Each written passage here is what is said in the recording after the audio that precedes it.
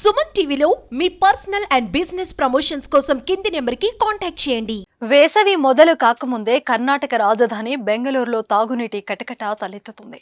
దీంతో జనం బిందెలు బకెట్లు పట్టుకొని రోడ్లపైకి వస్తున్నారు. ఇక బోర్లలో నీటి జాడ లేకపోవడంతో ప్రజలు ట్యాంకర్లను ఆశ్రయిస్తున్నారు. అటు ట్యాంకర్ల కొరత కూడా ఉండటంతో తాగడానికి కూడా నీరు దొరికే పరిస్థితి లేదని తలలు పట్టుకుంటున్నారు. ఈ క్రమంలోనే నీటిని పొదుపు చేసేందుకు రకరకాల ప్రయత్నాలు చేస్తున్నారు. ఇందులో భాగంగానే ఇప్పటికే ఇళ్లలో పేపర్ ప్లేట్లు స్నానాలు చేయడం మానేస్తుండగా తాజాగా మరో విషయం వెలుగులోకి వచ్చింది. బాత్రూమ్ వెళ్లేందుకు దగ్గరలో ఉన్న షాపింగ్ మాల్స్ కు వెళ్లి పని కానిస్తున్నారు. దీనికి సంబంధించి ఓ నెటిజన్ సోషల్ మీడియా వేదికగా విషయం చెప్పడంతో అది కాస్త వైరల్ గా మారింది.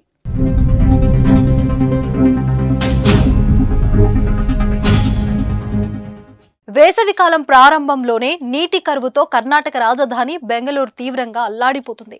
ఇప్పటికే కర్ణాటకలో అధికారంలో ఉన్న కాంగ్రెస్ ప్రభుత్వం నగర వాసులకు ఇబ్బందులు పడకుండా అన్ని రకాల చర్యలు చేపడుతుంది. ఈ నేపథ్యంలోనే వాటర్ ట్యాంకర్ల యజమానులు ఇష్టం వచ్చినట్లు వసూలు చేస్తుండటంతో కర్ణాటక ప్రభుత్వం కీలక చర్యలు చేపట్టింది. ట్యాంకర్లకు ఫిక్స్డ్ ధరలను నిర్ణయించింది. ఇక నీటిని వృధా చేసే వారికి ఆయా హౌసింగ్ సొసైటీలు భారీగా జరిమానాలు విధిస్తున్నాయి.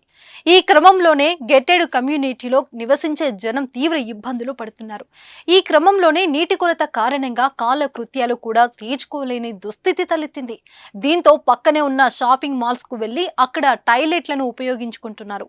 బెంగళూరులోని ఫ్రిడ్జెట్ ఫాల్కన్ నీటిలో నివసిస్తున్న ఓ వ్యక్తి సోషల్ మీడియాలో చేసిన ఈ పోస్టు పెను దుమారం రేపుంది. ఇక అపార్ట్మెంట్లో తీవ్ర నీటి కొరత ఉందని, దీంతో సమీపంలోని ఓ మాల్ కి వెళ్లి టాయిలెట్లను ఉపయోగిస్తున్నామని పేర్కొన్నాడు. దీంతో ఈ పోస్ట్ సోషల్ మీడియాలో తెగ వైరల్ గా మారింది. ఈ వ్యవహారంపై ఎట్టకేలకే ఫ్రిడ్జెస్ ఫాల్కన్ అధికారులు స్పందించారు.